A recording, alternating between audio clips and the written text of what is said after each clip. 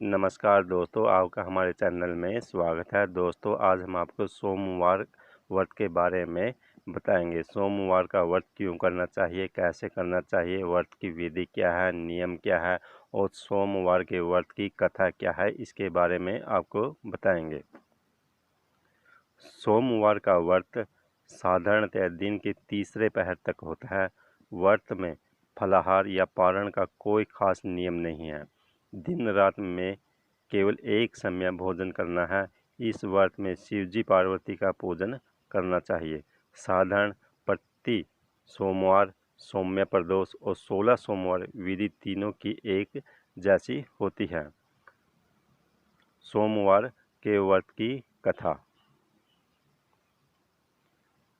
सोमवार व्रत कथा। एक नगर में एक धनी व्यापारी रहता था। दूर दूर तक उसका व्यापार फैला हुआ था।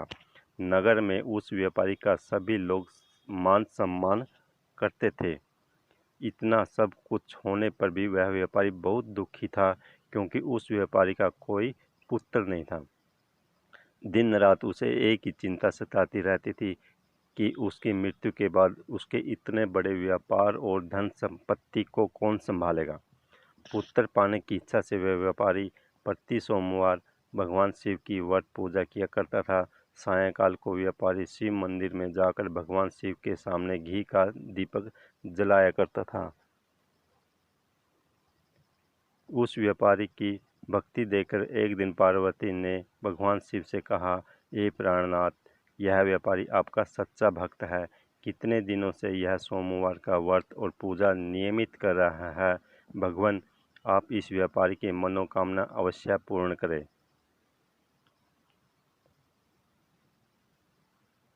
भगवान शिव ने मुस्कुराते हुए कहा, हे पार्वती, इस संसार में सबको उसके कर्म के अनुसार फल की प्राप्ति होती है। प्राणी जैसा कर्म करते हैं उन्हें वैसा ही फल प्राप्त होता है। इसके बावजूद पार्वती जी नहीं मानी।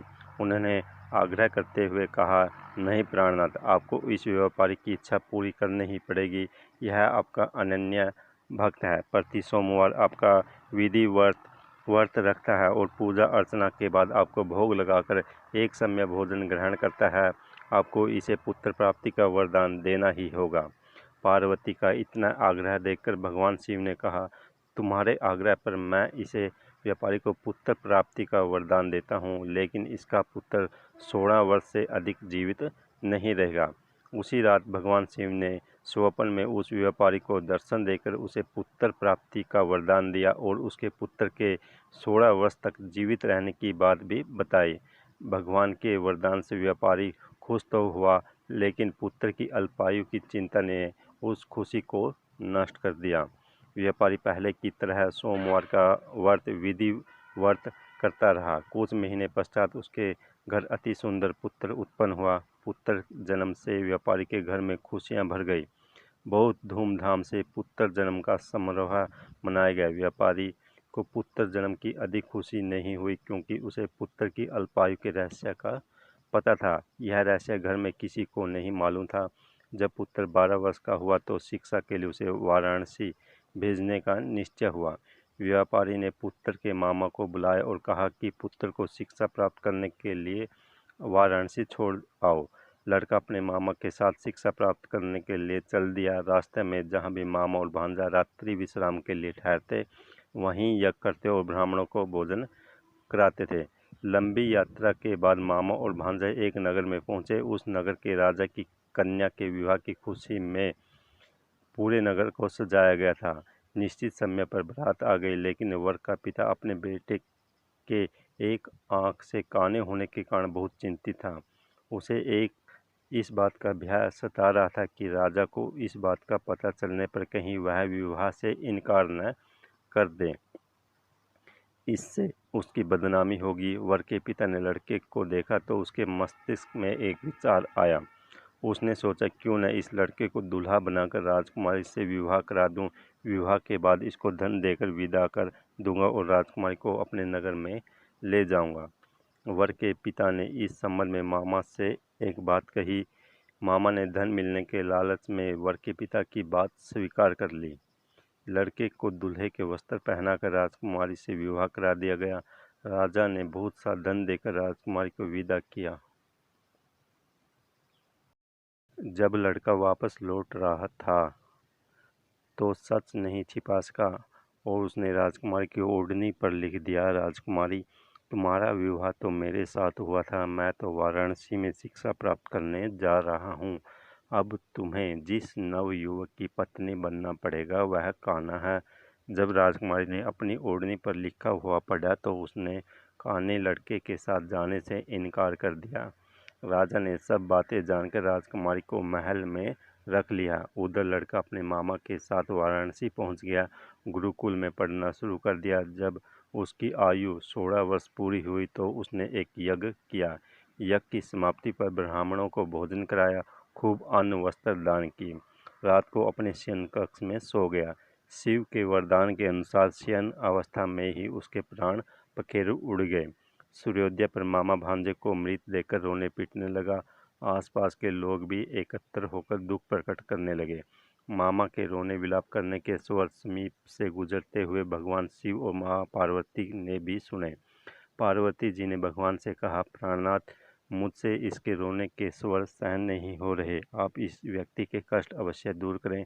भगवान शिव ने पार्वती जी के साथ अदृश्य रूप में समीप जाकर देखा तो पार्वती जी से बोले, पार्वती, यह तो उसी व्यापारी का पुत्र है, मैंने इसे 16 वर्ष की आयु का वरदान दिया था, इसकी आयु तो पूरी हो गई।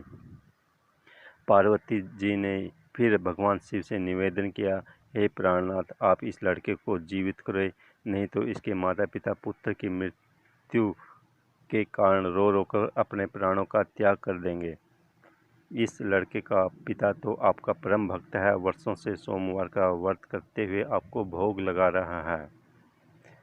पार्वती के आग्रह पर भगवान शिव ने उस लड़के को जीवित करने का वरदान दिया और कुछ ही पल में वह जीवित होकर उठ बैठा। शिक्षा समाप्त करके लड़का मामा के साथ अपने नगर की ओर चल दिया।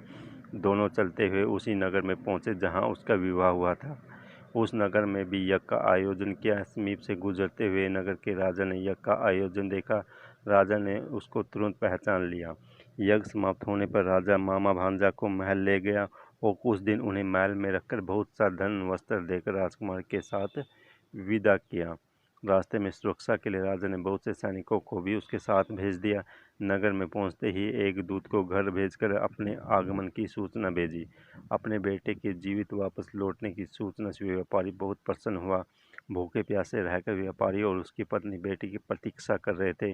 उन्होंने प्रतिज्ञा कर रखी थी, यदि उन्हें अपने बेटे की मृत्यु का समाचार मिला तो अपने प्राण त्याग देंगे।